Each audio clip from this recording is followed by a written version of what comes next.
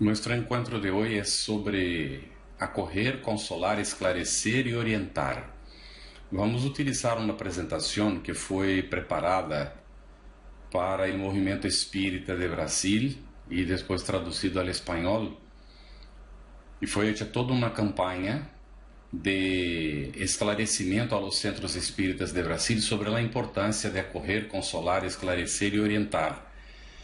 E vamos a ver que este assunto tem muito que ver com nós, os participantes do movimento espírita que frequentamos os centros espíritas, porque somos nós os que hacemos as atividades do centro, somos nós que damos apoio, suporte, contribuímos e muitas vezes também somos os que recebemos, não? Aquilo que se realiza dentro da casa espírita. Desta maneira, vamos ver que os papéis cambiam, ¿no? A depender de lo que estamos haciendo, poderemos estar responsáveis ou não por la tarea, ou poderemos estar sendo recebidos por la tarea por quem é responsável por ella e assim sucessivamente, ¿no? Desta maneira, todos temos a oportunidade de participar de uma maneira ou de outra em distintos níveis das atividades que ocorrem dentro de uma instituição espírita. E este seminário, ele tem este objetivo de nos fazer reflexionar um pouquinho a respeito de los papeles que há dentro da instituição espírita e qual é o nosso, em donde nos involucramos, qual é nossa responsabilidade, como é que nós estamos posicionando-nos delante de los desafios e las necessidades que se apresentam dentro da instituição espírita. Para começar a reflexionar, vamos citar de Juan, em el capítulo 1, los versículos 38 e 39, donde Jesús pergunta, ¿no?, a la gente, ¿qué buscáis? E eles le perguntam a ellos, ¿no?, Rabí, ¿dónde vives? Y él les dijo, venid a verlo. Así que Jesús era muy directo, muy positivo y siempre daba la respuesta más adecuada a la situación. Y en esta, como ellos querían saber en dónde él vivía, él simplemente les invitó a seguirle para que ellos pudieran ver en dónde vivía él. Así que Jesús no ha rehusado nunca recibir a nadie en todas las situaciones en que se encontró, aunque no conste que él tuviera una casa física en donde él recibía a la gente, porque estaba muchas veces por las calles, por las rutas, en la playa, estaba en el cerro, a veces en casa de Pedro, y así iba, ¿no? Em casa de Zaqueu, como está registrado em el Evangelho, pero em donde estava, ele recebia a gente. Incluso, muitas vezes, tuvo a oportunidade de deixar claro, não, para aqueles que le recebiam, que ele recebia a toda a gente, como a vezes está registrado, não, que chega uma pessoa e le viene a poner perfume, a lavar os pés, não? E ele está em casa de outra pessoa e ele aceita que a pessoa lo haga, não? E então há todo um diálogo relacionado com o assunto. Assim que Jesus acorria. Isto é o que queremos deixar claro de salida, não?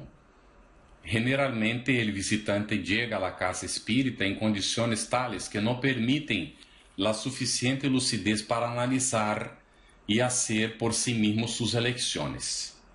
O indivíduo chega aí necessitando auxílio, por isso ele necessita auxílio, necessita ser recebido. Aqui neste grupo temos normalmente uma pessoa encargada de estar atenta a ver se alguém chega novo e está responsável por receber esta pessoa, falar com ela se é necessário, não? Informar lo que seja necessário informar-lhe, que ella no sepa, y encaminarle para que conozca la institución, para que conozca la casa, para que sepa qué es lo que realiza la casa y que puede ofrecer a la persona que viene. A veces la persona no tiene fuerzas ni para iniciar un cambio de actitud y bueno, no está preparada ni siquiera para saber que tiene que cambiar algo, ¿no? Viene ahí curiosa o viene porque alguien le recomendó o muchas veces su ángel de la guarda, su mentor espiritual, invirtió en eso largo tiempo hasta que lograra que esta persona viniera adentro ahí para visitar la casa, la institución. Esto demanda muchas veces un trabajo enorme de los espíritus. Yo me recuerdo de una situación en que yo tenía una charla preparada y cuando me senté ahí en el centro para prepararme, para ambientarme, siempre llego unos minutos antes, ¿no? Unos 20, 15 minutos antes por lo menos, y ahí estaba sentado y sentí la aproximación del mentor espiritual que iba a inspirar la charla de la noche. Y él dijo, vamos a necesitar unos cambios en lo que has preparado tú. Y porque yo he logrado traer a una familia entera y ellos necesitan algunas informaciones que no están previstas en tu charla. Y así que te pido que me permitas hacer cambios. Mira cómo ellos son respetuosos, ¿verdad? Y lógico que sí, ¿no? Y yo le dije, no hay ningún problema. Inmediatamente era como si me enseñara en la pantalla mental, ¿no? El nuevo derrotero de la charla. Algunas cosas seguían igual, ¿no? Pero él cambió muchas cosas, introdujo algunos argumentos que no estaban y aquello quedó en mi memoria con el auxilio de él, ¿no? No hubo ningún problema el cambio porque yo tenía el derrotero muy claro en mi cabeza y él simplemente hizo los cambios y para mí fue tranquilo, ¿no? Y ahí entonces vi efectivamente que en un dado momento, ¿no? Que yo puse atención en la gente, y yo me levanté y me puse delante de la gente para empezar a hablar y puse atención en la gente que estaba y he visto que habían algunas personas que yo no conocía, no sabía, no había visto nunca. Y parecía ser una familia, efectivamente, después confirmado que era una familia que él había traído ahí entonces para conocer al espiritismo y recibir el auxilio de que necesitaban. Así que incluso esta forma, ¿no? Es una forma de acoger. Hay un equipo espiritual que ahí está para recibir a la gente siempre en la institución. Y también hay los encarnados que deben de estar encargados de esto. Si en la casa espírita que nosotros somos responsables no tiene este tipo de equipo, necesitamos de alguna manera crear o establecer responsabilidades para que la gente reciba, ¿no? Son 4 actitudes que son básicas para poder efectivamente cumplir nuestro papel: acoger, consolar, esclarecer y orientar. Lógico que si hay alguien que estudió el Evangelio, estudió el Espiritismo, ya se va a recordar que Allan Kardec deja muy claro con los espíritus superiores que es por el Espiritismo consuela por el esclarecimiento que ofrece. Que cuando las personas comprenden las cosas, ellas se consuelan por eso, porque han entendido, porque entienden el mecanismo de la vida, entienden cómo es que la vida es, de dónde venimos, por qué estamos aquí, para dónde vamos. Pero aquí estamos hablando de una situación en que muchas veces la persona llega y no tiene condiciones de recibir ninguna aclaración, ninguna orientación en principio. Así que necesitamos acoger, recibir bien, que ella se sienta fraternalmente recibida y de repente escucharle. O entonces con nuestra propia actitud, no con palabras muchas veces, pero con la propia actitud, evidenciar que ahí estamos disponibles para esta persona, para que ella se sienta efectivamente acogida y sienta que puede confiar en nosotros y que puede abrirse si tiene necesidad. Pero no es en este primer momento, una atención fraternal. No estamos ahí para dar para la persona la solución de sus problemas, muchas veces complejos, que fueron problemas creados a lo largo de varios años, que no va a ser en 1 o 2 minutos que vamos a resolver eso, ¿no? Pero dejar apertura para que la persona pueda manifestarse. Muchas veces llega con problemas serísimos, así que necesita por lo menos ser escuchada. O llega desorientada, no ha ido nunca a un centro espírita, está de alguna manera ahí un poco fuera del aire, ¿no? Y necesita ser recibida bien para que se sienta acogida. Y si tiene un problema así que está presente, ¿no?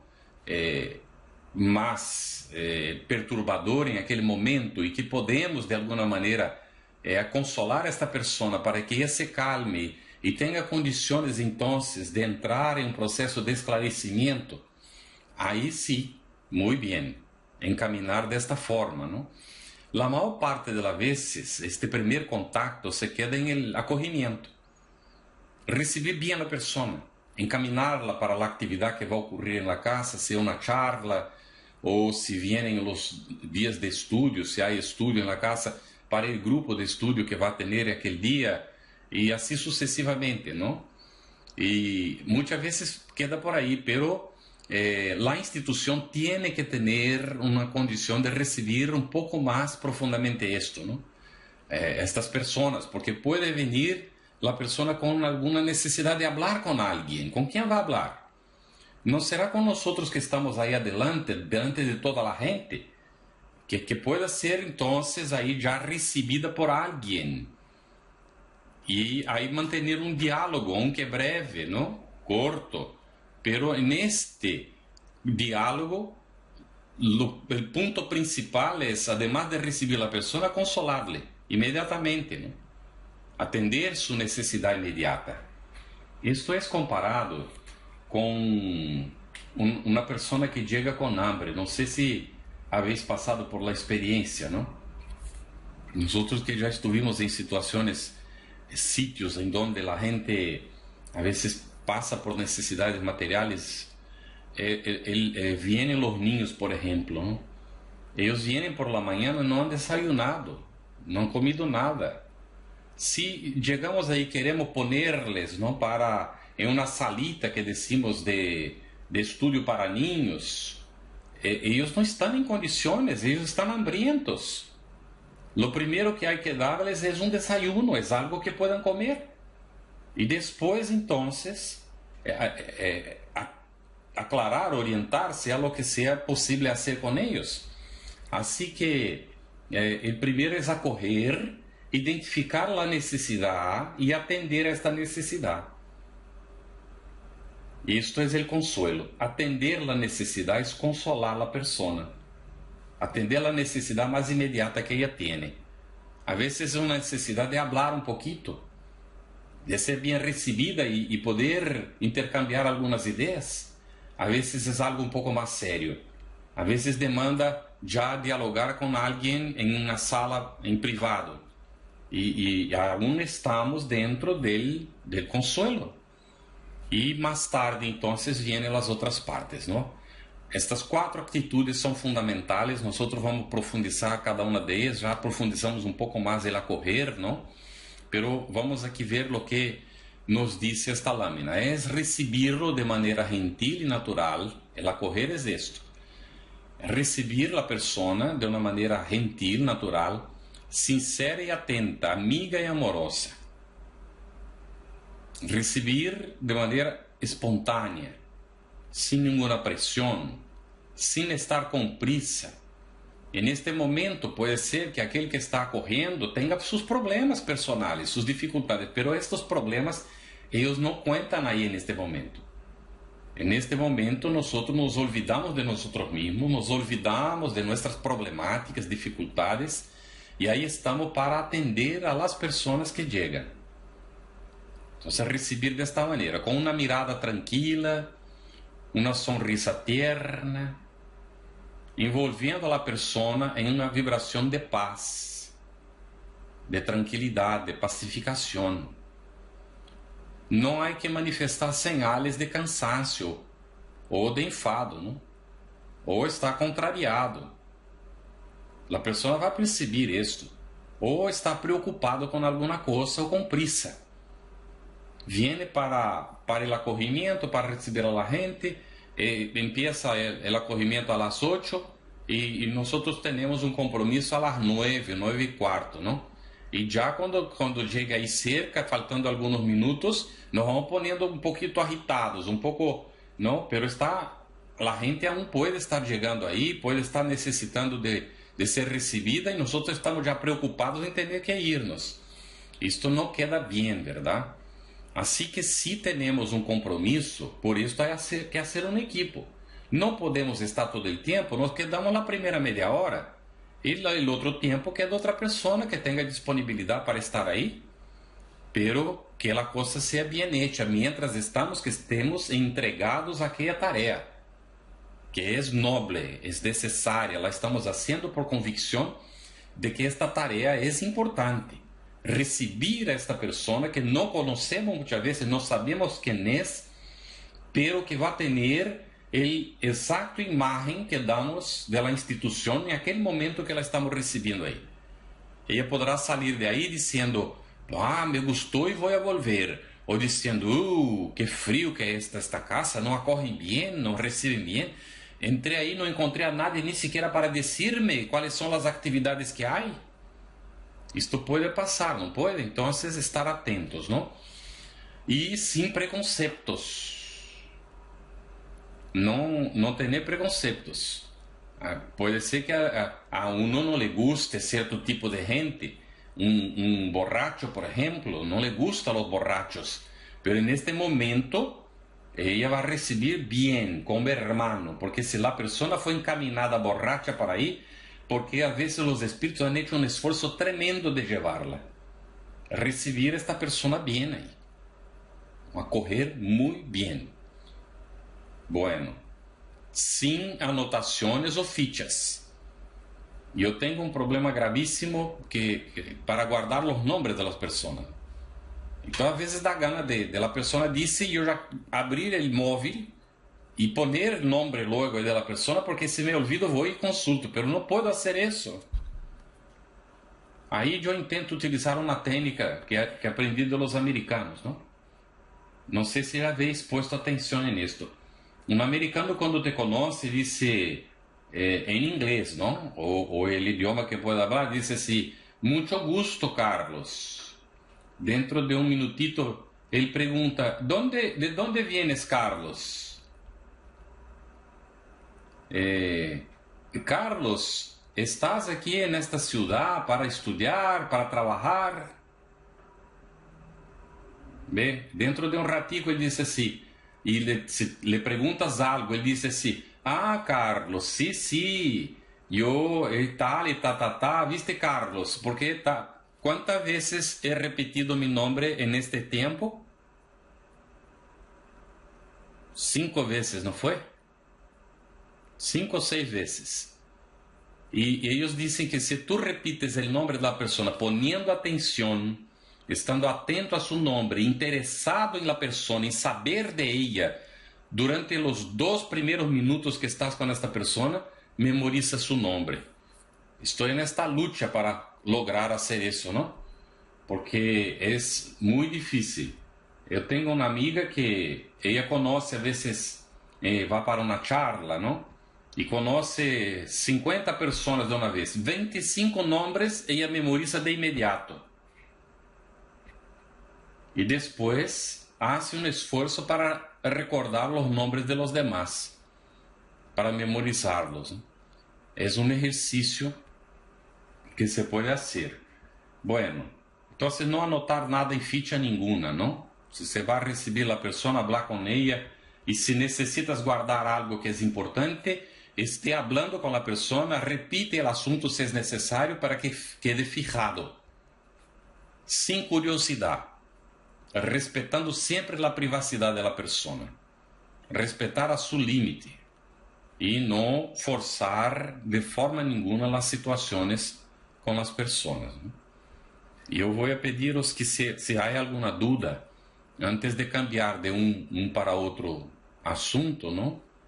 Vamos aclarar lo mejor que podamos aclarar, ¿está bien? Tenéis que preguntar. Muy bien. ¿Cómo lo haría Jesús si la persona llegara? ¿Cómo es que Jesús actuaba? ¿No? Jesús não hacía amonestações ou críticas, não? Não consta que Jesus criticara a gente quando conhecia a alguém, ¿no? Pero ele foi duro com os escribas, os fariseus, pero porque le provocavam, ¿no? Y le venían a armar trampas y tal. Entonces él recibía bien y tal, y en algún momento les llamaba la atención. Pero esto después de pasado algún tiempo, ¿no? Y en un primer momento recibía a todos magníficamente bien, y cuando era necesario, ahí entonces partía para las otras etapas. Pero acorría siempre muy bien, no discriminaba a nadie. No discriminava, não apontava faltas ou defeitos, não hacía juízos, ele dizia que não era para juzgar, e a la vez respeitando as limitações e dificuldades de cada um, sem forçar e pensar que os demás têm a obrigação de saber o que sabemos. Nadie tem a obrigação de saber o que sabemos. E nadie tem a obrigação de estar de buen humor o cualquier cosa en este sentido porque yo quiero exigir. La persona es como es y está pasando por la situación que tiene que pasar en la vida. La está pasando mejor o peor, a depender de su condición, ¿no? De su control, de su conocimiento, de su disposición. Pero cuanto a mí, tengo que recibir a esta persona lo mejor que pueda. Esto es lo que cuenta, porque así haría Jesús.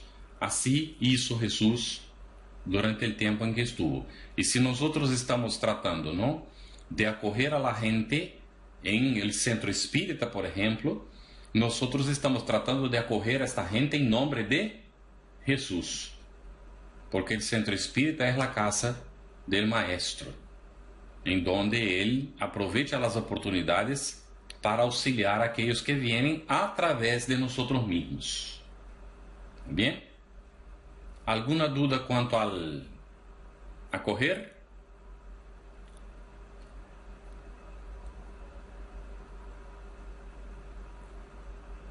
Não há perguntas em área de texto?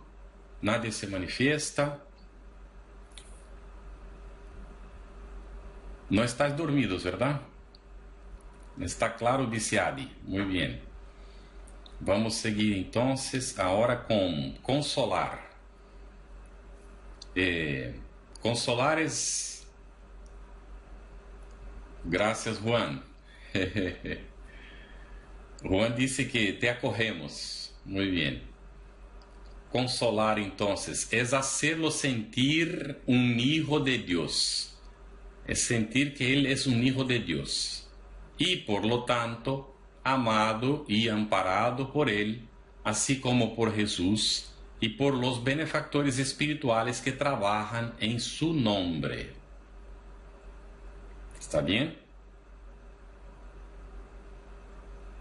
Ahora va a consolar. De hecho, cuando nosotros sentimos que nosotros somos hijos de Dios, tenemos esta convicción, pero sabemos que todos los demás también son hijos de Dios. ¿Qué es lo que son estos otros para nosotros, sino hermanos? ¿No es así? ¿No es de esta forma? Así que es importante que cuando la persona llegue hacia nosotros, ella sienta que es un hermano que le está recibiendo. Y si él se siente así, como en familia, él se siente más a gusto, ¿no? Él está amado, está amparado. Está amparado por quién? Por Dios nuestro Padre, a través de nosotros. Así como por Jesús, que es el Divino Maestro. Y que los benefactores espirituales están también con nosotros, dándonos el apoyo de que necesitamos.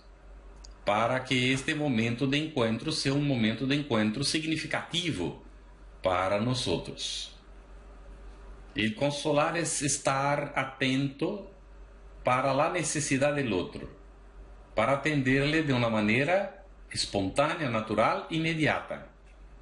É neste sentido.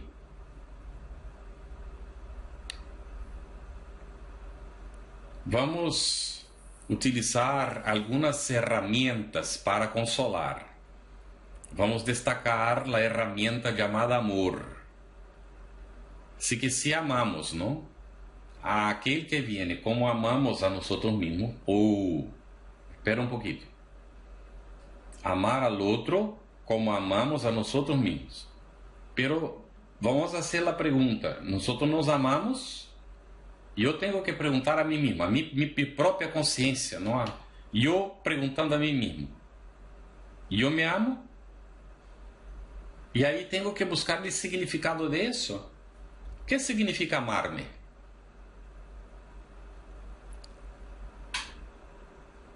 São tantas coisas que a vezes não percebemos. Não vou dar alguns exemplos e que podeis de repente ter outras ideias, não, para apresentar. Vamos allá. Uma pessoa que se encoleriza, que se põe rabiosa de quando em quando, ¿no?, sale golpeando as portas, é uma pessoa que está autodañando a si mesmo. E se ele autodaña, significa que não se ama. E a pessoa vai encontrar desculpas, não, para as situações, porque a vida é muito difícil, porque he perdido o emprego, é porque nadie le compreende, é porque as coisas não são como le gostaria que fueran, e ela se põe nerviosa, se põe agitada. Há pessoas que passam todo o tempo nesta situação, se estão intoxicando com vibrações que perjudicam suas células e que dañam o organismo físico. Este é um exemplo, não? E aí pode ser um pouco chocante, não? Pero temos que examinar isto. A ver, e nadie está obrigado a concordar, porque não estamos sendo absolutistas. Estamos dizendo que, em princípio, uma pessoa que usa del cigarrillo, por exemplo, ou de qualquer tipo de droga, ela não se ama. Porque se amara, não usaria algo que lhe causa daño, que sabe que causa daño. E que a vezes encontra uma desculpa para dizer que não causa, pero já está evidenciado por la ciência, não está divulgado por os meios de comunicação que hace daño. E, entretanto, a pessoa sigue utilizando aquilo que lhe causa daño. É porque não se ama. Não entende o significado de amar-se. E como esta pessoa vai amar a outro? Pero vamos a entender, não é absoluto isso, não, veja bem. Porque uma pessoa que está nesta situação pode ter momentos em que ela logra sair de suas próprias problemáticas para poder entregar-se ao bem de seu semejante. São momentos que se ela logra repetirlos, com o tempo se acostumbra a hacerlo e sente falta de isso e vai cambiando. Agora, é uma leitura que merece profundização o hecho de que quando nós fazemos coisas que nos perjudicam, estas coisas são evidências de que nós não nos amamos como podemos nos amar e devemos nos amar.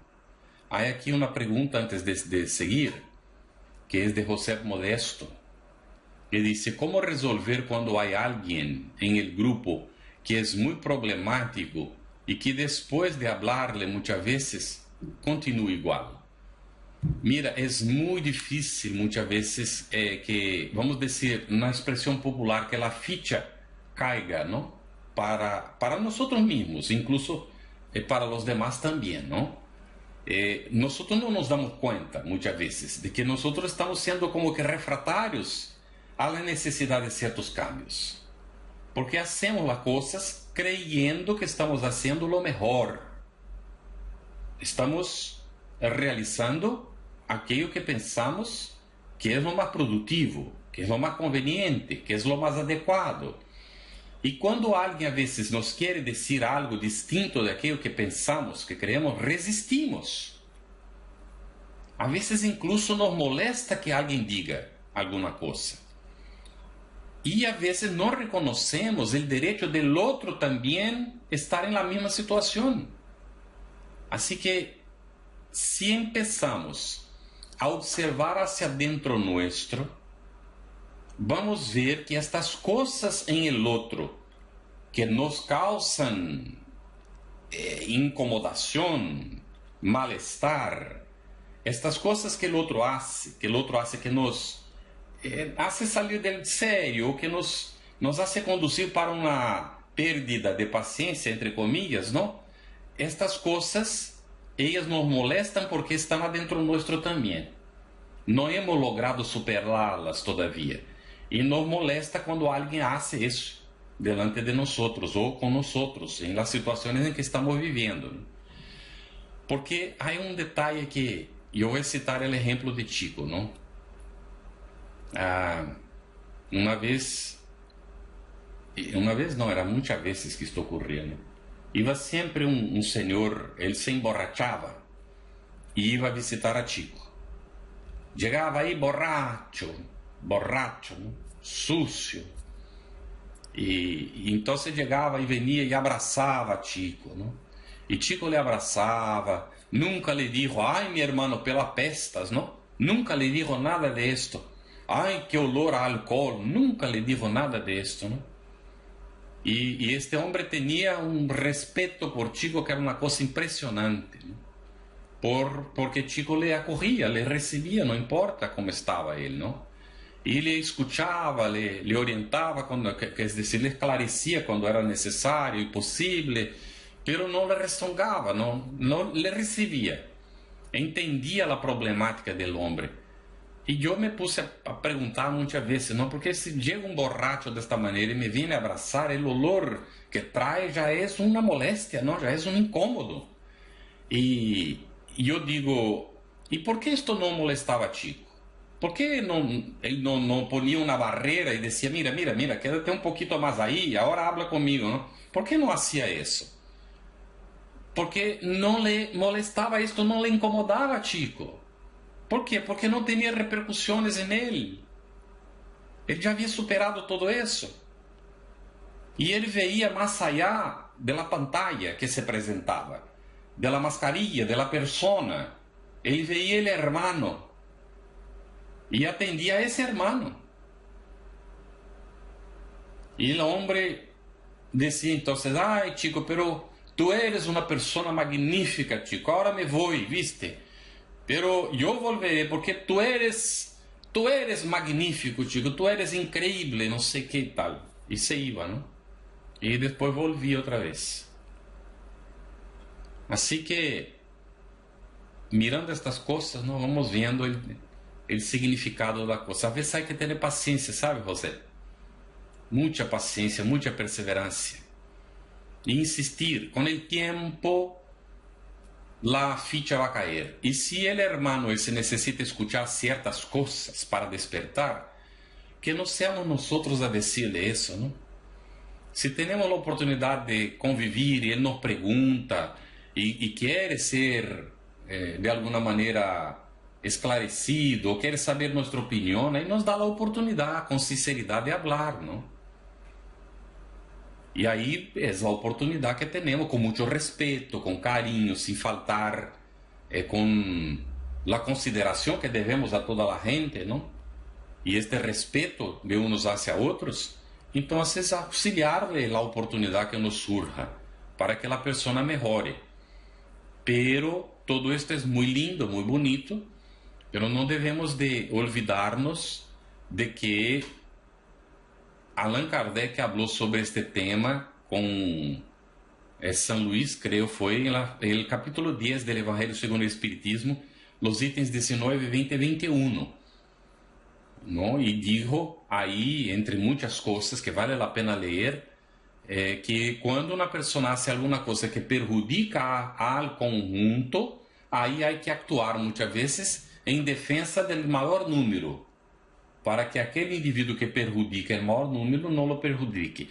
Pero muitas vezes nós actuamos porque nos incomodou, porque nos sentimos mal com aquilo, e aí actuamos para resolver um problema que em realidade não é nosso. E, em princípio, a instituição espírita existe para acolher.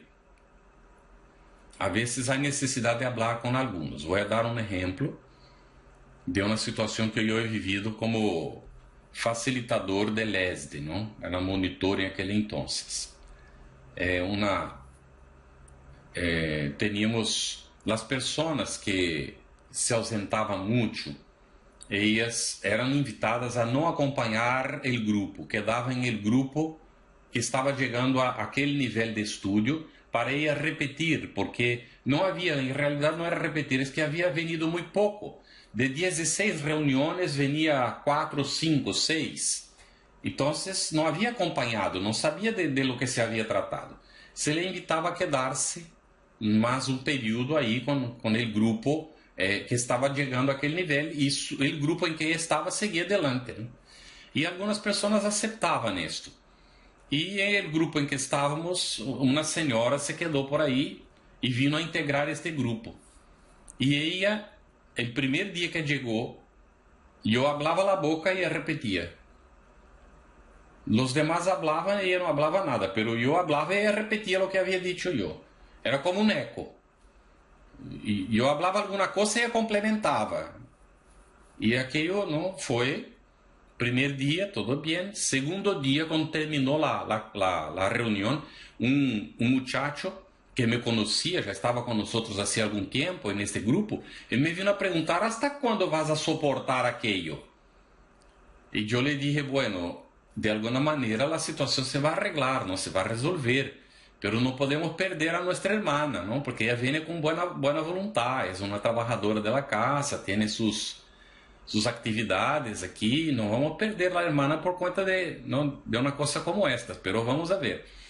Ocorre que a seguinte reunião iba a ser uma espécie de seminário que seria dado por los próprios participantes. 3 iban a falar e não eu.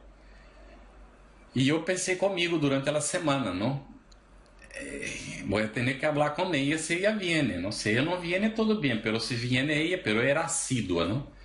Assim que eu cheguei, a gente estava preparando aí para falar e ela chegou. Então ele chamei a parte para que nadie escuchara e lhe pedi, expliquei, não? Dije: mira, ocorreu, não sei se estás percebendo, pero passou isso, não estou criticando, não estou...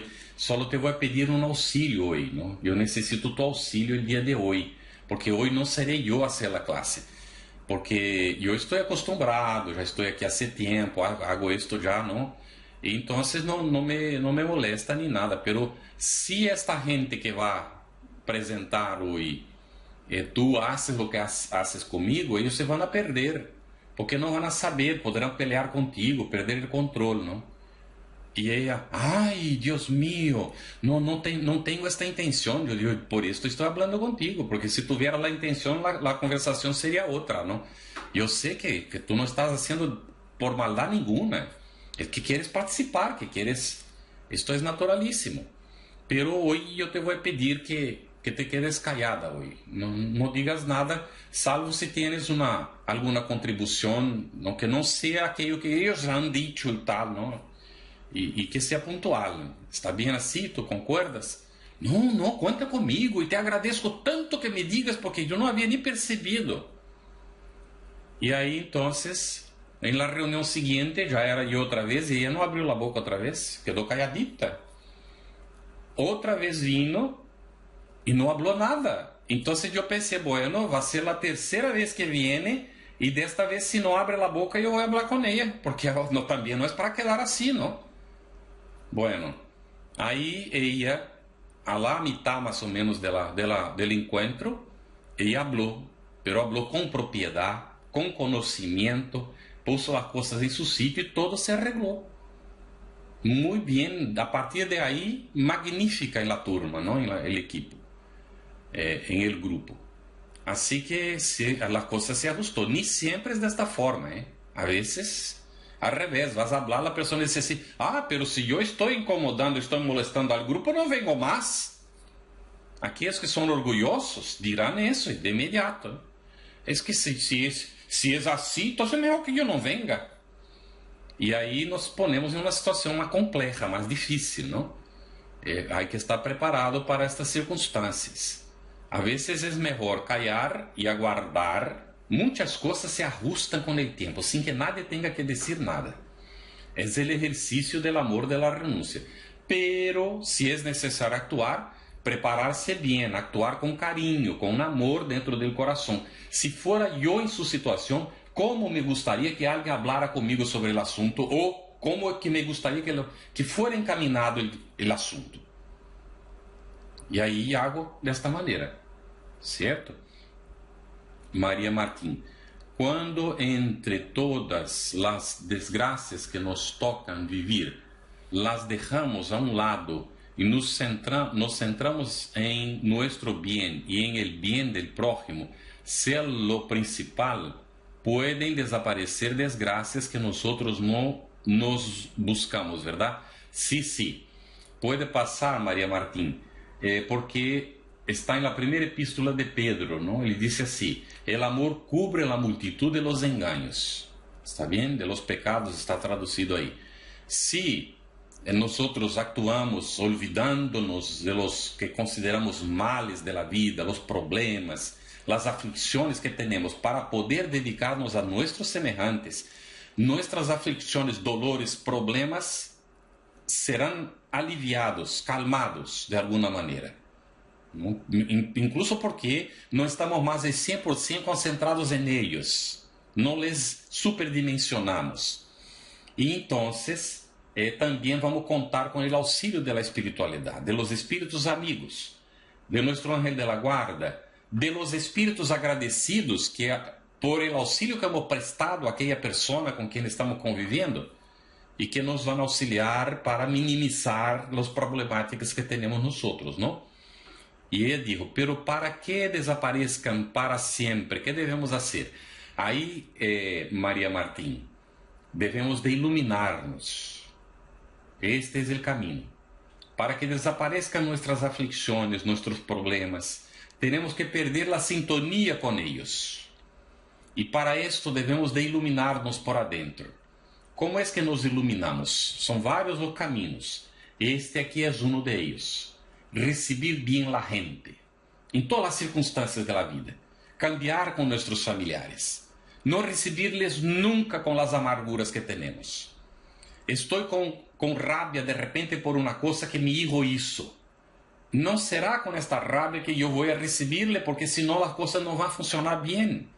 Yo tengo que resolver mi rabia, que esta rabia no tiene nada que ver con mi hijo. Este es un problema mío. Y ahí entonces actuar para poder auxiliarle propiamente. Porque si no, si yo voy con rabia para resolver, él va a aprender a ser rabioso también, a intentar resolver sus problemas más tarde conmigo y con otros, con rabia. Así que yo tengo que aprender a controlar mi ira, mis nervios, para poder, esta es una lucha para todos nosotros. Yo estoy hablando para vosotros, esto sirve para mí. Porque esto viene desde mucho tiempo, ¿no? Las personas que me conocen más en la intimidad saben el esfuerzo que tengo que hacer en ciertos momentos para que esta impulsividad no venga a me dificultar la vida, porque solo dificulta la vida de uno. Así que para que esto sea permanente hay que construirlo a lo largo del tiempo. Y trabajando esto, ¿no? Y hay varias maneras de trabajar eso. Una de ellas es conocer bien el Evangelio según el Espiritismo. Leerlo todo, utilizarlo como libro de mesa de dormir. En que todas las noches, todas las mañanas, nosotros recurrimos a una lección de aquellas para meditar. Y aplicar lo que vamos encontrando, hacer el esfuerzo. Encontrar a alguien con quien hablar de estas problemáticas que nos pueda ser soporte, que vaya acompañándonos en nuestro despertar, nuestro superar las dificultades. para que podamos sentirnos apoyados también. Nuestro ángel de la guarda está en esto, ¿no? Muy bien. Entonces, el amor es amar a esta persona como se ama a sí mismo, esto es, hacerle a él lo que nos gustaría que hiciera para nosotros. Esta regla de oro, si la utilizamos siempre, ella nos lleva a desarrollar el amor, aunque no tengamos el amor. Pero si siempre hacemos al otro lo que nos gustaría que hiciera para nosotros, desarrollamos el amor adentro nuestro. Así vamos haciendo cada vez más permanente en nosotros esta capacidad de soportar, de comprender, de aceptar, de acoger bien, de saber qué hacer para consolar a la persona cuando ella tiene necesidad. Bien. Y la otra herramienta es la compasión. El dolor que nos hace sentir el mal que los otros están sintiendo. Nos emociona ver algo bello y nos duele cuando vemos algo negativo. Así que cuando alguien está pasando por alguna dificultad, aquella persona está sufriendo. Y si yo quiero efectivamente consolar a esta persona, yo tengo que tener compasión. Eso no é, la compasión no es algo, como voy a decir, inactivo, no es algo pasivo, no. La compasión es algo activo. La compasión no se queda solamente en esto, ay, pobrecito de él o de ella, no. Va mucho más allá de que esto. Va entender lo que está pasando y va a buscar los caminos de auxiliar, aunque la persona ni sepa. Muchas veces. La empatía que nos hace sentir que estamos en la situación del otro. Y esto está en la parábola del buen samaritano, ¿no? ¿Cuál fue aquel que fue el prójimo? Aquel que fue tocado por compasión. Aquel que se tocó por la compasión foi em auxílio da pessoa que estava aí necessitada. Porque se ele simplesmente se quedou aí, mirou, sentiu lástima e se foi, não tuvo compaixão. Porque a compaixão é activa. Vuelvo a repetir. ¿Está bem? Muito bem. Del consolar. Vamos agora para ele esclarecer. Mais alguma dúvida, por favor, podéis poner na área de texto. Não esperemos ao final, porque como é um seminário, e se não aparecem perguntas, que são as necessidades específicas que tenéis, eu vou falando de forma geral, verdade? Bueno.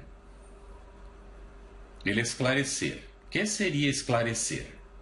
É informar de los princípios doutrinários básicos e las lecciones del Evangelio de Jesús como socorro inmediato e oportuno. ¿Habéis visto? Se acorre la persona, se recibe bien la persona, aí, si es necesario, consuela, e aí vai empezar el esclarecimiento después. Pode não ser en el primer encuentro, ni en el segundo, ni en el tercer encuentro, puede ser más tarde. E vamos, então, se a pessoa dá oportunidade para esclarecer. ¿Está bem? Que é um espírito imortal? Isto temos que saber para poder explicar, verdade? São os conceitos, princípios básicos do espiritismo que devemos de saber, para em um momento de conversação com a pessoa, deixar-lhe claro estas coisas, verdade?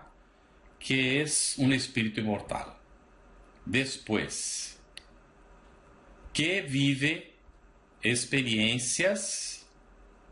Aqui não me está aparecendo o restante, só um momentico.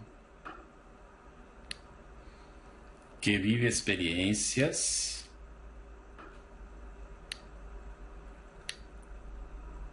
Está aqui. Que vive experiências necessárias através de vidas sucessivas. Isso é deixado o outro aberto aqui. Tá bem? Através de vidas sucessivas. O indivíduo já teve outras vivências. E agora ele está aí para poder aprender, verdade? seguir aprendiendo, desarrollando sus experiencias. A veces es posible hablar esto, porque la persona va al centro espírita, tiene conocimiento del espiritismo, por lo menos alguna visión, pero hay personas que llegan y no saben nada. Y ahí a veces si tú hablas de reencarnación, la persona se asusta, porque no cree en esto, cualquier cosa así, hay barreras. Por esto hay que sentir hasta dónde podemos ir, qué debemos de tratar o no en este momento en que se va a esclarecer. Puede ser que no sea en la primera conversación, puede ser que no sea en la segunda, pero en algún momento va a entrar el asunto de la reencarnación, porque sin conocer la reencarnación no hay como comprender la justicia de Dios. ¿Está bien? Normalmente todos aceptan que somos inmortales. Los que van a un centro espírita muy raramente tienen este problema. Ya vienen de otra religión, de otras convicciones y saben que somos inmortales. Pero cuando se dice que nosotros no fuimos concebidos en el momento que el cuerpo fue y que nosotros hemos vivido antes y que vamos a vivir después, después sí, porque la religión tradicional dice eso. Pero cómo será ya del otro lado, ahí la gente no sabe. El espiritismo lo aclara, pero hay que tener habilidad para decir muchas veces, porque si no la persona se asusta y ya no quiere más saber de conversar, ¿verdad? Hay que ir en la medida de lo que es posible para profundizar el asunto. También esclarecer que nosotros fuimos creados simple y sin conocimientos.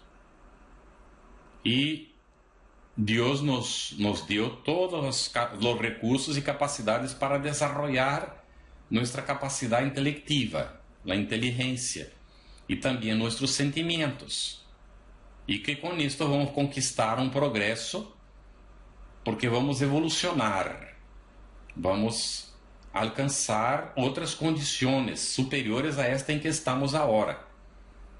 Isto para mucha gente es un drama, ¿no? Es muy difícil de aceptarlo. Y entonces también entender que tenemos en nosotros los recursos para vencer las dificultades, dando vuelta a las dificultades que ahora nos están afligiendo. Estás viendo que en el momento de esclarecer hay que tener conocimiento del espiritismo, ¿verdad? ¿Cómo vamos a esclarecer sobre el espiritismo si no lo conocemos nosotros? Bien. Y aún esclarecer. Hay bastante cosa, ¿verdad? Que tiene libertad de elección. ¿De qué estamos hablando? De libre albedrío, pero que es responsable por las consecuencias de aquello que hace, de las elecciones que hace en la vida, que no hay otro culpable, que nosotros es que somos responsables por todo lo que sufrimos,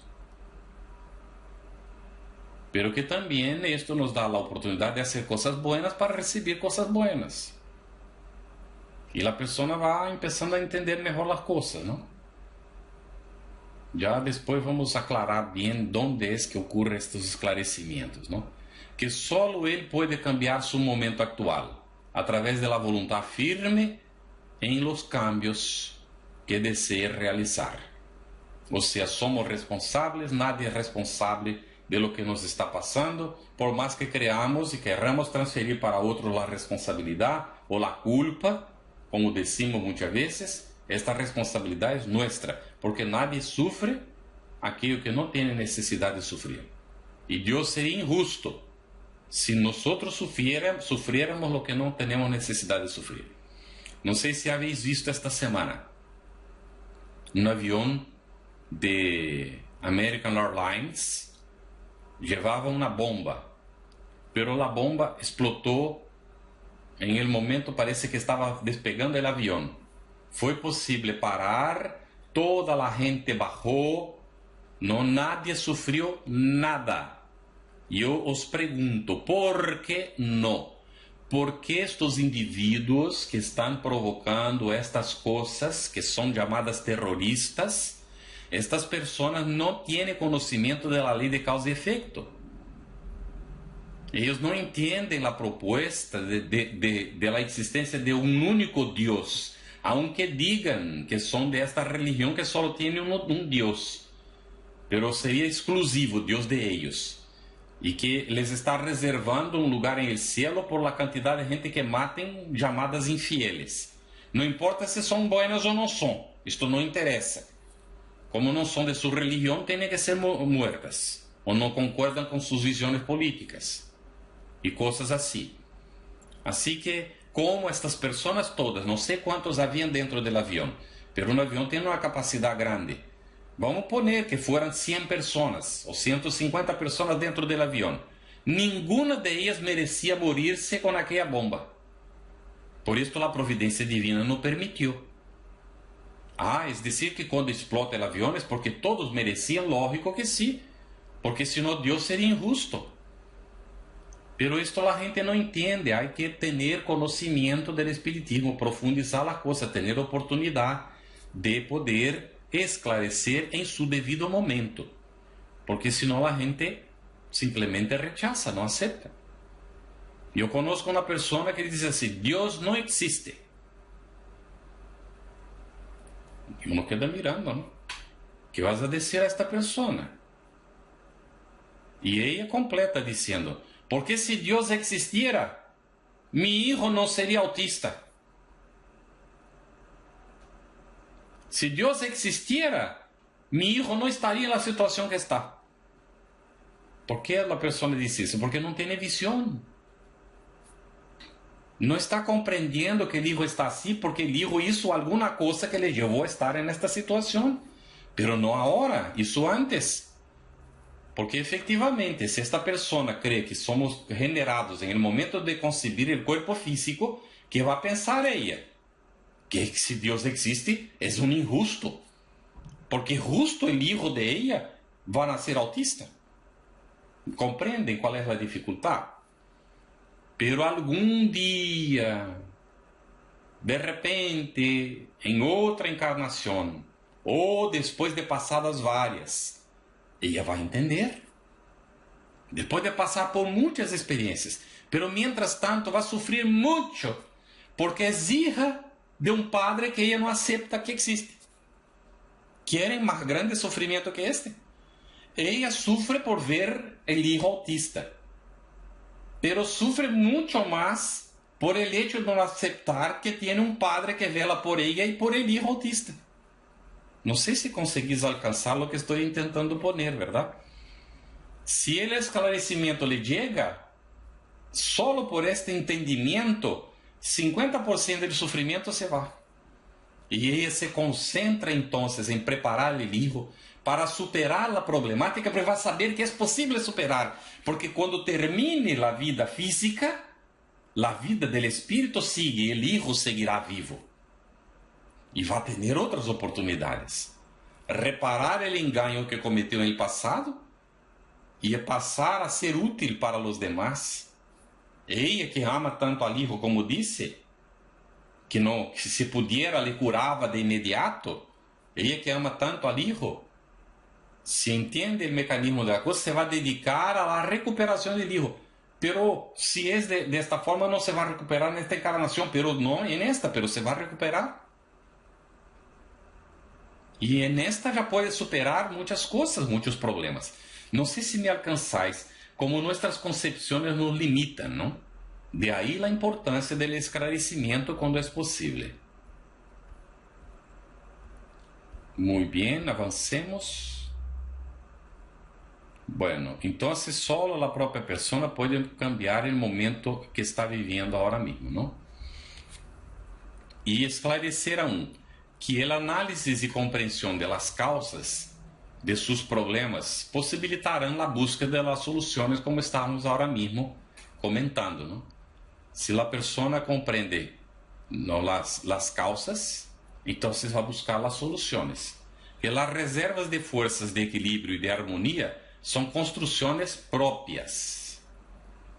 Nosotros somos los que construimos las reservas de fuerzas y de equilibrio en nosotros mismos, de armonía interior que transfiere hacia afuera en las relaciones con los demás. Isto se aclara quando é possível com a pessoa, ¿verdad? Muito bem, chegou o momento de orientar. Alguma dúvida quanto ao esclarecer? Aí poderia surgir dúvidas, não? Eu pergunto antes de avançar, aguardo um minutico a ver se aparece alguma perguntica aí, algum comentário que querrás fazer.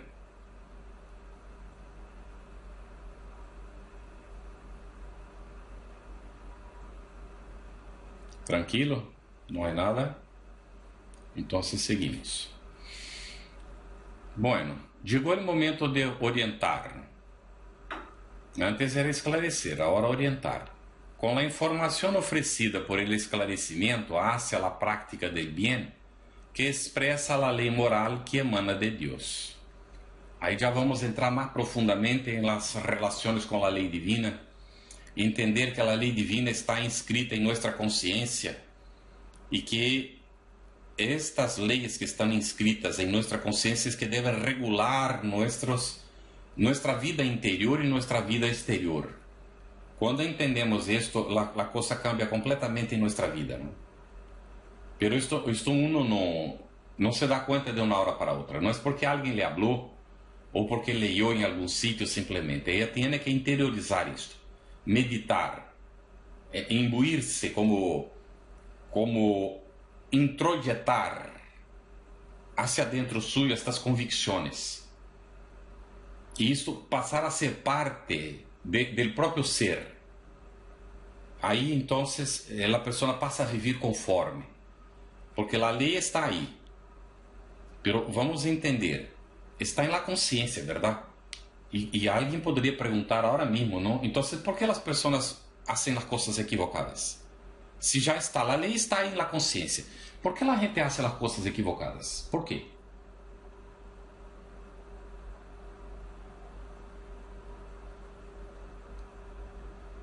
E há um detalhe, hein?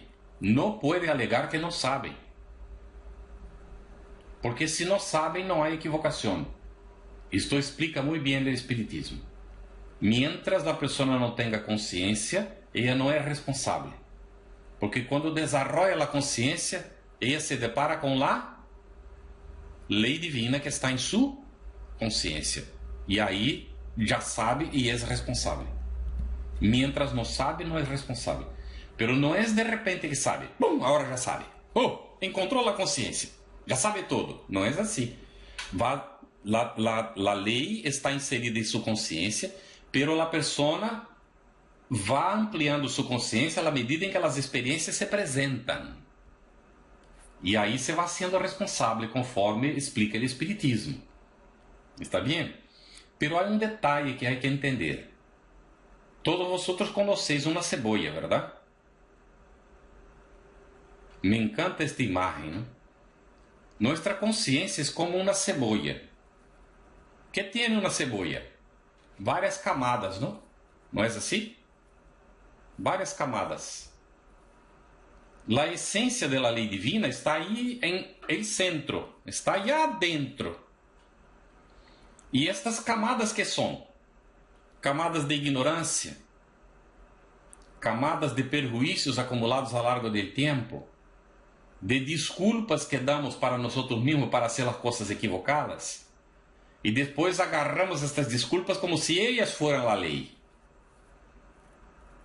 Tanto é assim que escrevimos as leis de los hombres, que pode aproximar-se mais ou menos da lei divina, a depender da consciência coletiva que tenhamos ao escrever estas leis.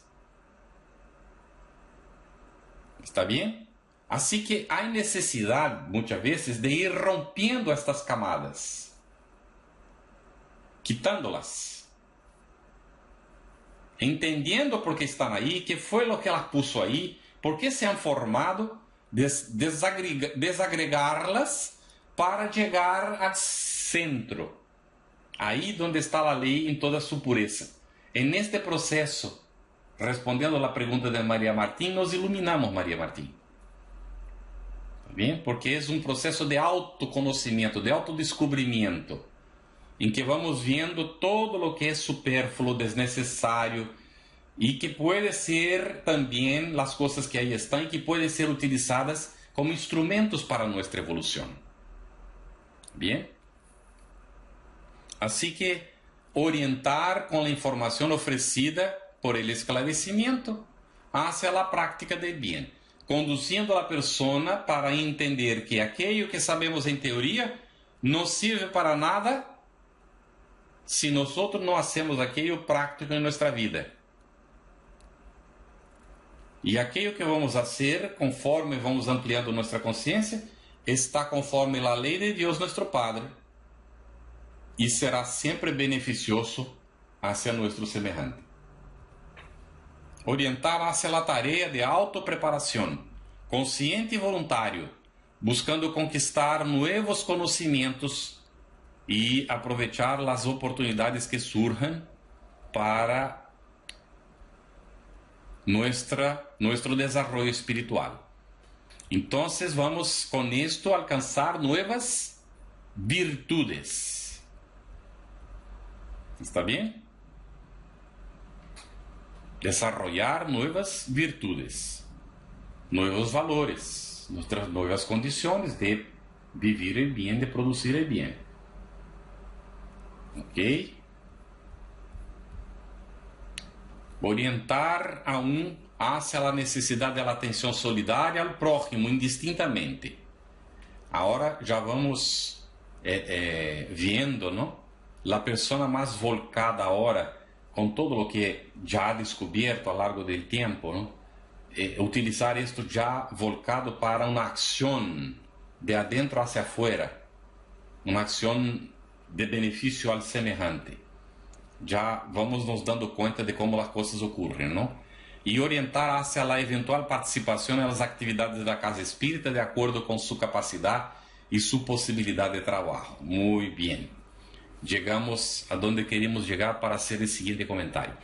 ¿Habéis percibido que la correr es para todos?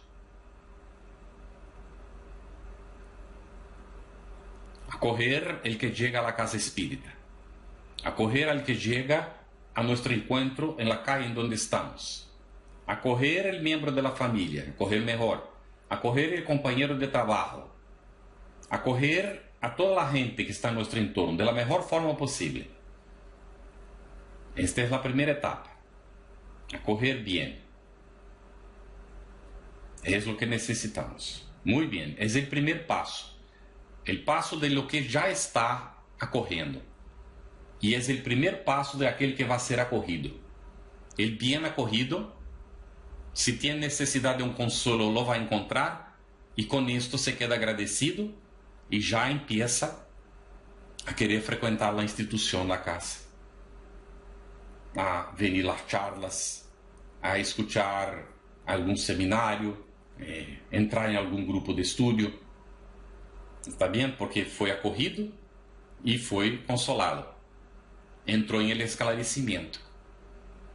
Mientras él se quede estudiando, mientras él se quede ligado a los grupos de la charla, ¿no? Pública, de los grupos de estudio, mientras esto esté ocurriendo, está en la etapa del esclarecimiento. Cuando empieza a despertar, ahí entran las etapas de las orientaciones. Ya puede participar de un curso para prepararse para ser pasista. Ya puede de repente, a depender de su envolvimiento, ¿no? de cómo se dedica y de sus intereses, ya puede hacer un curso para prepararse para ser un facilitador de un grupo de estudio. Ahí va a ser orientado. ¿Habéis percibido? Hay mucha gente que queda en la etapa del acorrer. No acorriendo, siendo acorrido. Siempre está acorrido aquí, acorrido allá, critica, sale, reclama, no le gusta, vuelve y tal, y va. Y queda ahí por ahí. Y eventualmente es consolado. Pero pasa, resolvió su problema, ya no está más sintiendo el dolor, se olvida de la cosa y se va. Se va para la vida, a hacer las tonterías que ya venía haciendo siempre. Y así la vida va pasando. Otros ya empiezan a esclarecerse. Se quedan agradecidos por ser bien acorridos, por haber recibido algún tipo de consuelo, querem saber mais. Empieza a esclarecer-se e aproveitar as oportunidades que a instituição lhe brinda para esclarecer-se. Eu diria que a grande maioria queda por aí, frequentando, aproveitando as oportunidades, empieza a ler alguma coisa, tal, a vezes romances e coisas que não impliquem muito compromisso e tal e qual, e de repente se alguém lhe habla de um trabalho mais sério, ele sai do centro e vai para outro onde não lhe percebe, ou qualquer coisa assim, e não se dispõe a entrar em la etapa da orientação.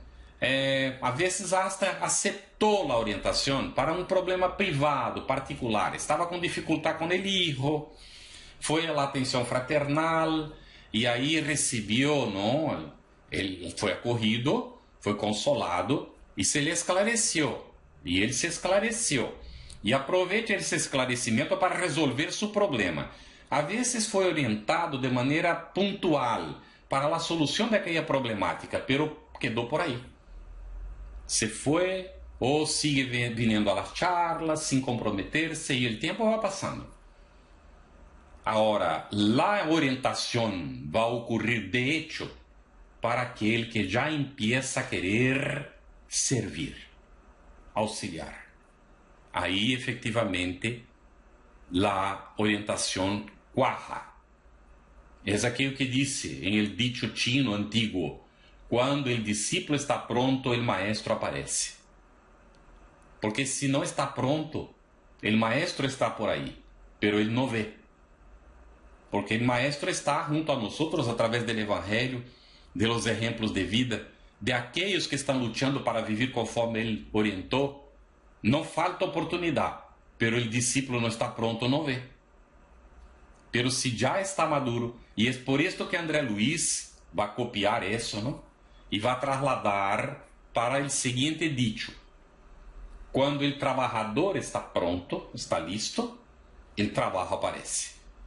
Porque o trabalhador pode estar aí, pero não vê, não está pronto, não vê o trabalho está disponível, pero ele não vê, não consegue perceber, não identifica.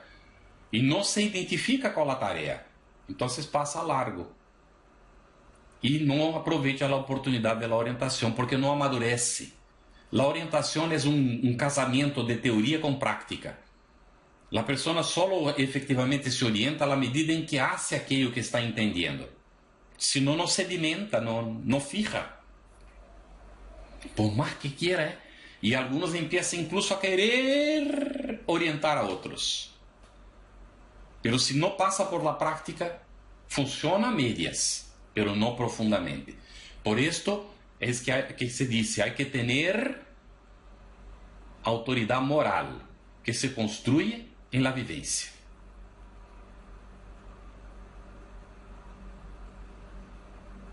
Vá cooperar em la casa espírita aquele que efetivamente supo permitir-se orientar. E aí o indivíduo empieza a trabalhar. Trabalhar em la instituição espírita, trabalhar fora de ella, em las oportunidades que a vida lhe brinda para auxiliar a los semejantes. É necessário, entonces, recibir bem a las personas, aceitar estas pessoas como ellas são, aliviar os sintomas das problemáticas que se apresentem e encaminhar estas pessoas hacia as atividades que a casa pode oferecer, as explicações doutrinárias do Evangelho, vamos a ver, as charlas que ocorram, as atividades que a casa tenha, não? Para estas pessoas que chegam e que estão aí buscando de alguma maneira. Pero se a pessoa quer um pouquinho mais, então nós avançamos e vamos oferecer para elas cursos ou estudos, se queremos chamar assim.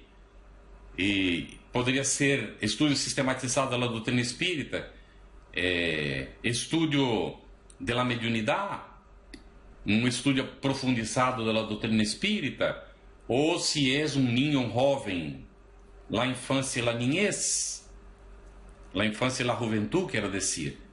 O si la persona ya tiene algún deseo de cooperar, entonces de repente ligarse a una área de asistencia y promoción social del centro espírita. Y así va, hasta incluso aprender el Esperanto como instrumento de divulgación del espiritismo y muchos otros, ¿no? Un estudio de André Luiz, de León Denis, y así va. Y entonces es a través de estos estudios, del autoamor, del trabajo amor, que ele va construindo sua fortaleza interior. Ele vai superando suas dificuldades e vai, assim, efetivamente se haciendo útil em la instituição a la qual pertenece. Já não é solamente mais um frequentador, não é um usuário, não é solamente aquela pessoa que vai em busca de benefícios. É alguém que já passa também a transferir benefícios que recebe, generar condições de beneficiar a outras pessoas bajo o influjo positivo del Cristo.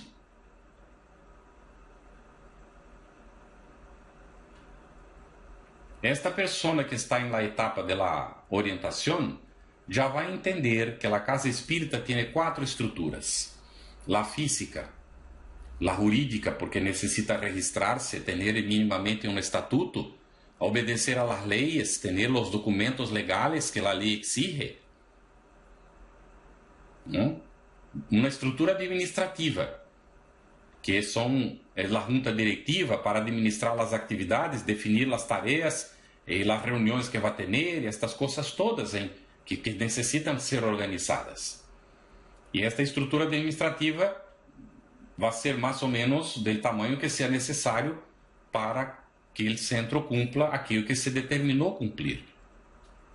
E há também a estrutura espiritual.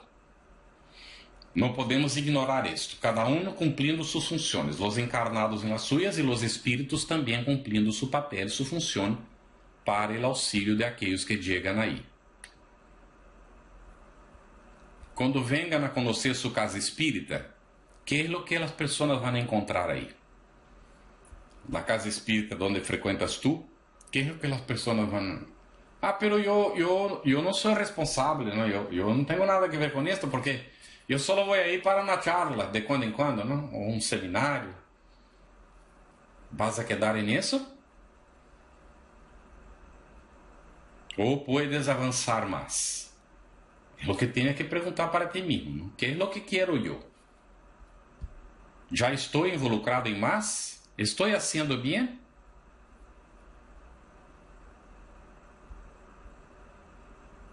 Estou fazendo como Jesus? Em la casa espírita que llegue a gente vai encontrar isso que está aí?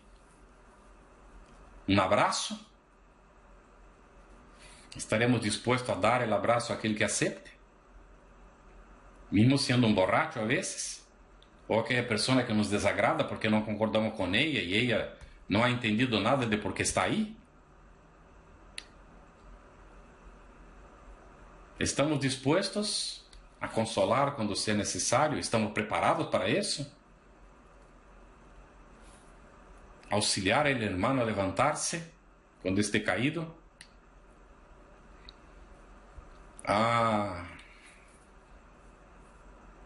Já hemos calmado nossas prisas para sentarmos com aquele que necessite aí em alguma silla em el centro para um intercâmbio de ideias, escuchar-lhe, estar com ele um ratico, quizás profundizar já um pouquinho mais e com o tempo fazer um pouquinho de amistad, ter ganas de estar juntos para profundizar um pouco mais as coisas do conhecimento espiritual.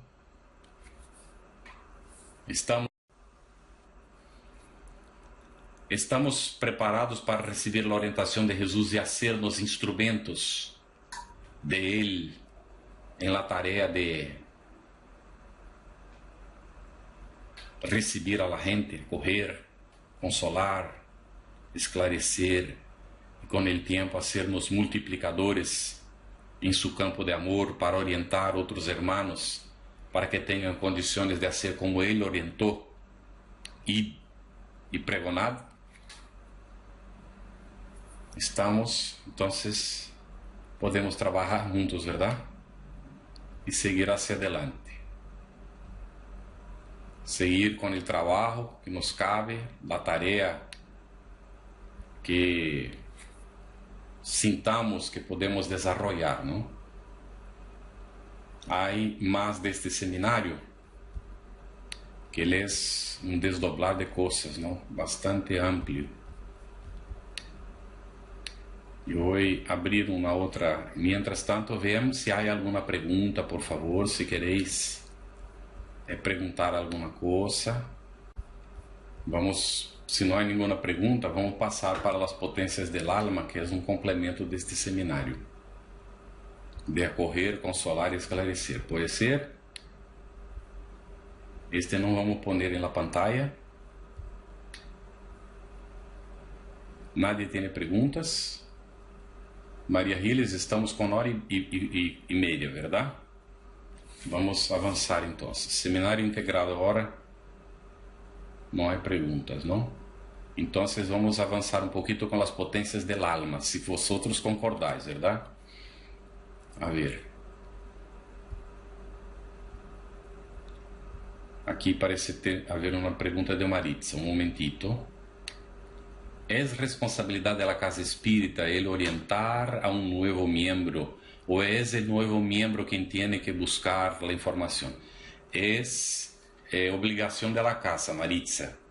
A instituição espírita deve de ter um grupo de trabalhadores, não necessita ser uma casa imensa, nem é ideal. Allan Kardec orienta para pequenos grupos que tenham um núcleo básico. A junta diretiva normalmente, a lei exige 4 pessoas, que é o presidente, um vice-presidente, um tesoureiro e um secretário, e podemos ter os vocales. Se ponemos 3 vocales para ir preparando-les, não, para substituir a estes trabalhadores depois, e estes vocales que trabalhem já também. 7 pessoas para administrar, ideal, não? Não necessita ser mais grande que isso. Pero pode ter, não, cada um destes 7, ter trabalhadores bajo sua responsabilidade. E aí formar outros grupos, outros equipos, não grandes também, pequenos que sejam, de trabalho dentro da casa. E assim ir multiplicando os grupos, os núcleos de trabalho dentro da casa. E estas pessoas, não, que estão na junta diretiva, preparar aqueles que são os que vão estar com eles, que muitas vezes empiezam, não, ou empezaram na casa espírita por el acolhimento, foram recebidas em algum momento. Foram consoladas se tiveram necessidade, ou serão se têm em algum momento necessidade. E entram na etapa do esclarecimento, que é frequentar os grupos de estudo e tal, que estas, em princípio, na casa pequenita, estas 7 pessoas têm a responsabilidade de brindar charlas, cursos ou estudos, que seja para que as pessoas venham a estudar e aprender. E com o tempo, estes que vêm, se vão sendo também trabalhadores. Há necessidade de orientar esta gente, não? De como trabalhar para o espiritismo. E estes se hacen multiplicadores. Quando a casa empieza a crescer um pouquinho mais, não? É hora de dividir para criar outros núcleos. Cria um segundo núcleo ligado ao primeiro, com parte das pessoas que aqui se formaram para formar um outro grupo. Outro núcleo, com 7, 8, 10, 12 pessoas, para então começar a multiplicar outra vez. Quando empieza a crescer um pouquinho mais, já se divide. Nós pusimos como ideal, não, nadie necessita concordar com isto. Cada instituição toma suas decisões, pero o Centro de Estudos Espíritas Sem Fronteiras, por exemplo, que é este grupo virtual, não, ele tem como máximo 30 sócios de número que podem votar. Não pode passar de isso. Está em el estatuto. E entre estes 30 sócios se elige a junta diretiva e os vocales, que são responsáveis por administrar o centro. Pero como há outros trabalhadores, hemos criado um equipo chamado de evaluação. É um equipo que acompanha as atividades do centro, dando apoio, suporte à junta diretiva. São normalmente pessoas que tienen o tendrán responsabilidades de conducir grupos dentro del centro ou de desarrollar tareas específicas dentro del centro. E aí há os frequentadores. Bueno, para que não quede anquilosado, o grupo não quede aí, se ponga viejo com o tempo, há que entrar personas.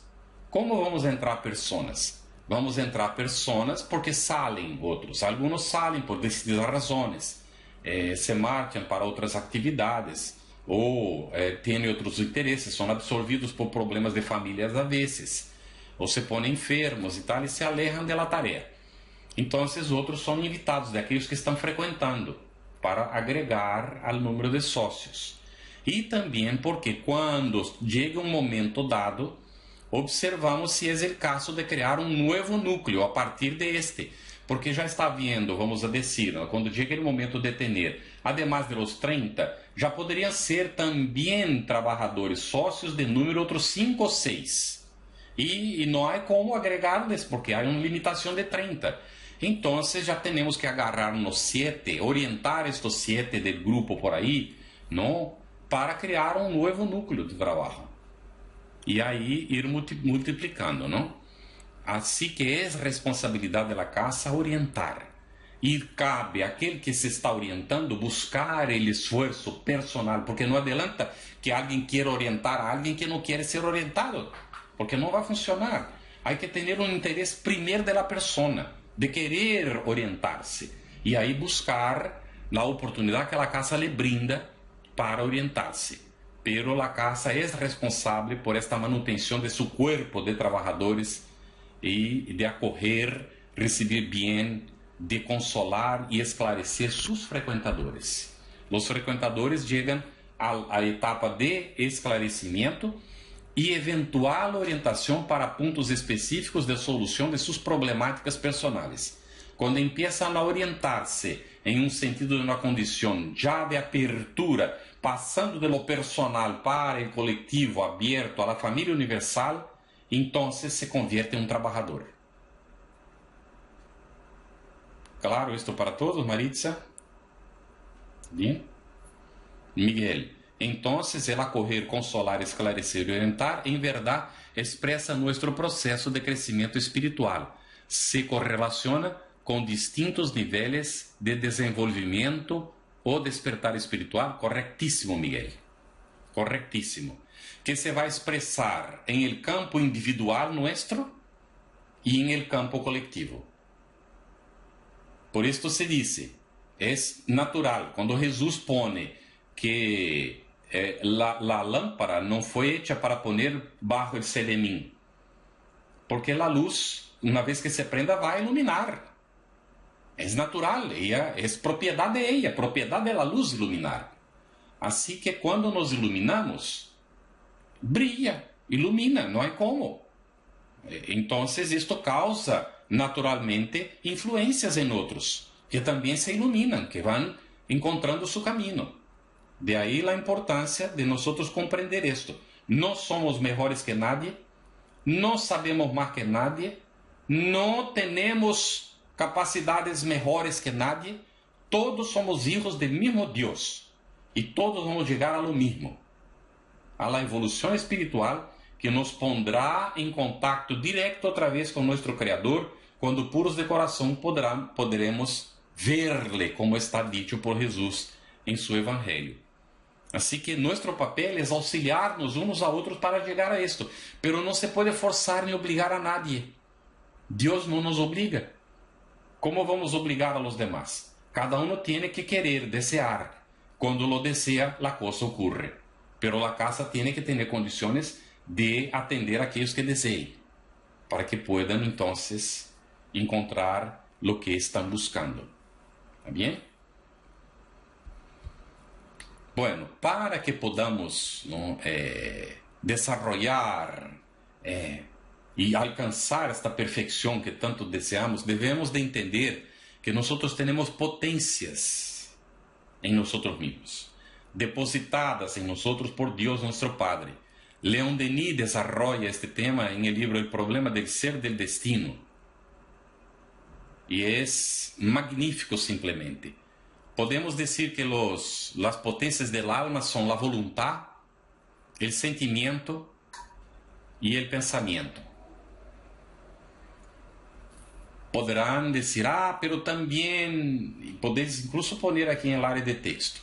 Todo lo que vengáis a poner aquí en el área de texto, a partir de ahora, podemos relacionar con una de estas potencias aquí.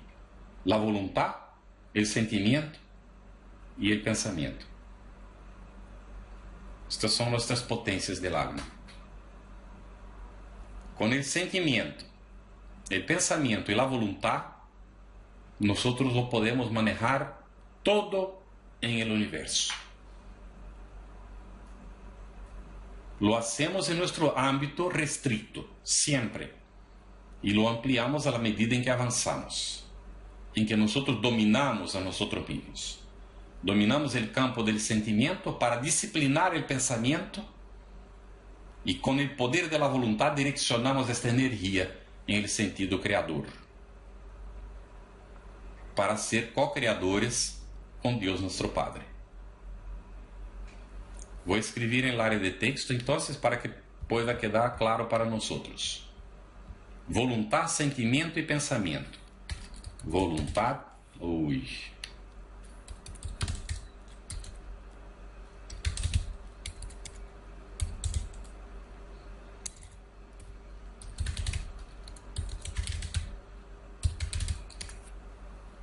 ¿Está bien?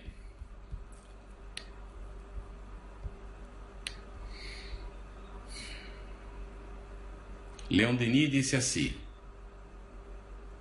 el alma contiene en el estado virtual todos los gérmenes de sus desarrollos futuros y destinada a conocer, adquirir y poseer todo para realizar sus fines. Tiene que percorrer en el tiempo y en el espacio un campo sin límites. Bien? Leon Denis, magnífico. Espiritistas necesitamos leer Leon Denis, magnífico. Jesús resumió todo esto diciendo: el reino de los cielos está dentro de vosotros. Algunas traducciones pone a vuestro alrededor. Es mucho más que a vuestro alrededor, Está dentro mismo, está en nosotros el reino de Dios, no está a nuestro alrededor solo. Nosotros lo identificamos a nuestro alrededor cuando está dentro nuestro, porque si no, Él está a nuestro alrededor y no lo logramos identificar. No le reconocemos, no sabemos lo que es. Esta es la realidad. Porque Dios depositó en germes este reino adentro nuestro. Nosotros es que lo actualizamos con nuestro esfuerzo. La libertad es la condición necesaria del alma humana, que sin ella no podría construir su destino. O sea, el libre albedrío, que no permite el ejercicio de la voluntad. Vean, el libre albedrío no es una potencia del alma, la voluntad es que es, en el uso del libre albedrío, que es un atributo dado por Dios nuestro Padre. La libertad y la responsabilidad son correlativas en el ser y aumentan con su elevación. Es la responsabilidad del hombre que hace su dignidad y su moralidad. El individuo irresponsable que no tiene responsabilidad piensa que puede engañar a los demás cuando en realidad está engañando a sí mismo. Agarrado a la materia quiere tener mucho porque está vacío por adentro. No tiene nada ahí. Porque cuando empieza a hacer cosas adentro, lo que está afuera ya no tiene tanto valor como tenía antes. Se convierte las cosas de afuera como instrumento de servir al semejante. Y no instrumento de autosatisfacción, de satisfacer a su egoísmo y a su orgullo. La lucha entre la materia y el espíritu tienen precisamente como objetivo liberar o libertar el espíritu cada vez más del yugo de las fuerzas ciegas del campo material. Leon Denis es impresionante. Esto solo se puede obtener por una educación y una preparación a largo del tiempo de las facultades llamadas humanas. Liberación física por la limitación de los apetitos. Atención, liberación física por la limitación de los apetitos. Liberación intelectual por la conquista de la verdad. De la verdad. Conoceréis la verdad y la verdad os hará libres. Mira la coherencia de León Denis con el Cristo. Liberación intelectual por la conquista de la verdad. Liberación moral por la búsqueda de la virtud. Es esta la obra de los siglos, de nuestra vida, de nuestro existir, de nuestro ser.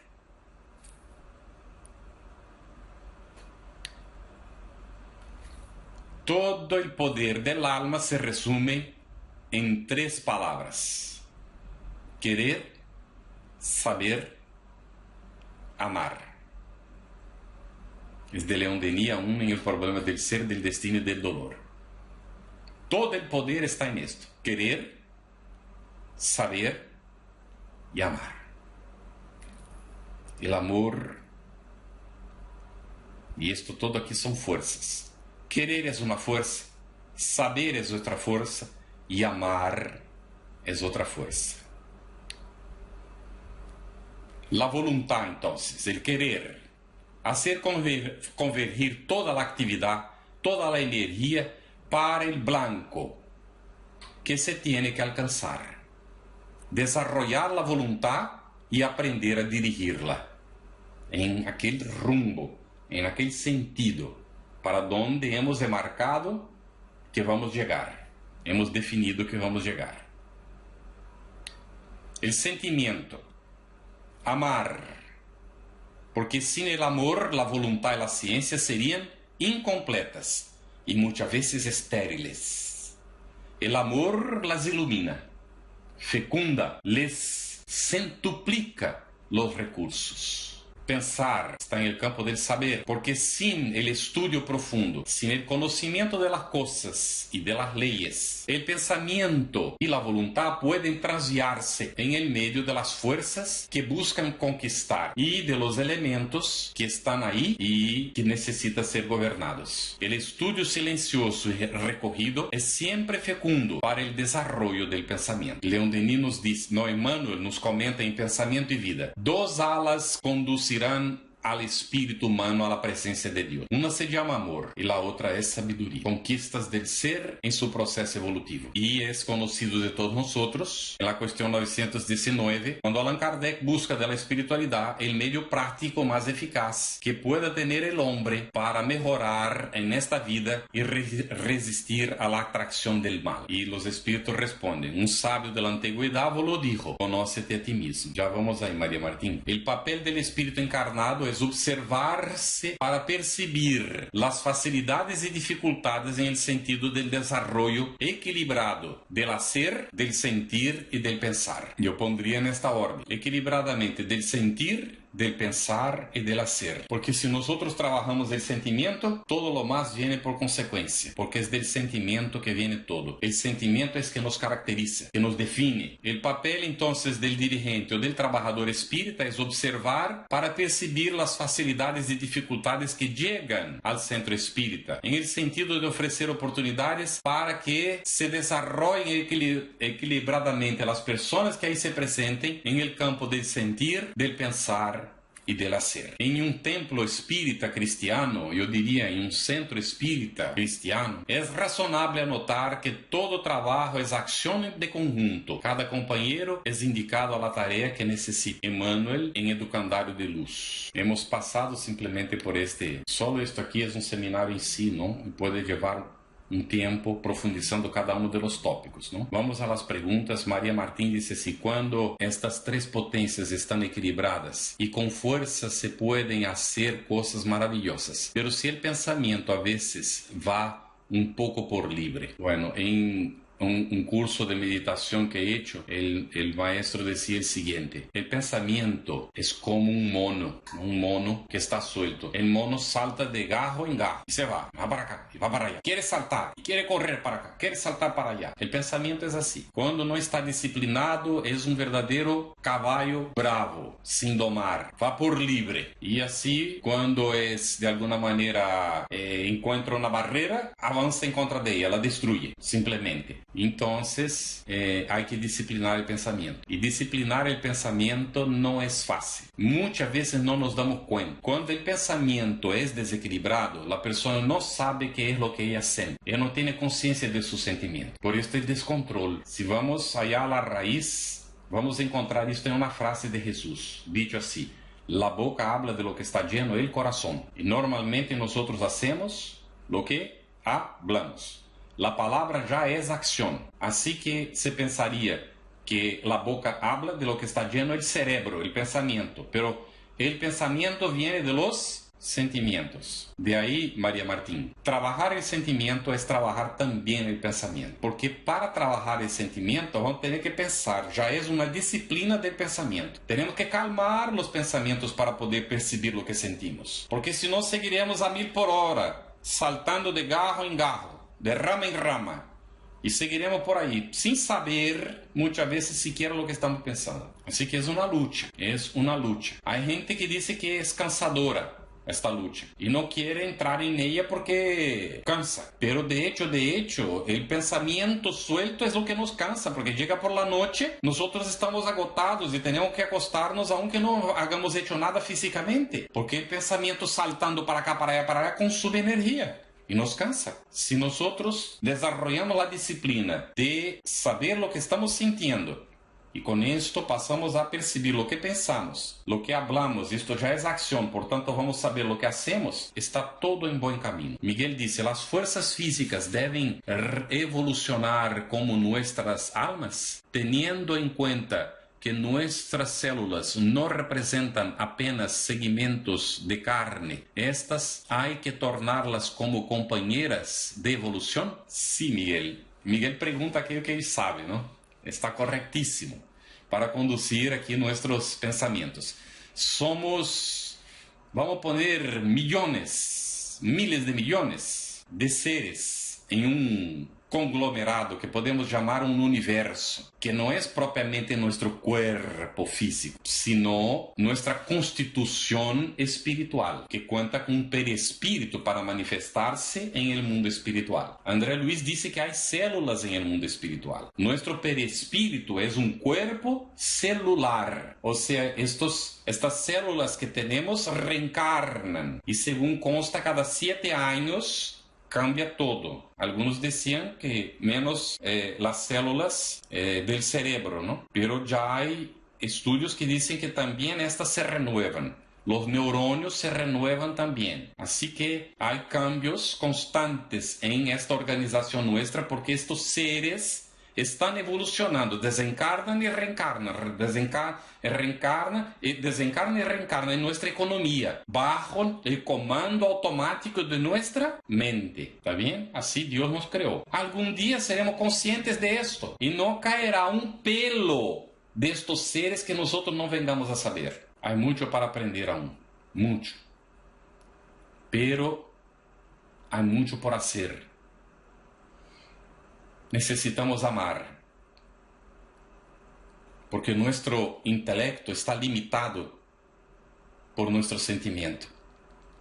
Si nosotros no aprendemos a amar, no expansionamos nuestra fuerza, nuestra capacidad, el cerebro, vamos a decir, vamos a avanzar, no es físico, ¿no?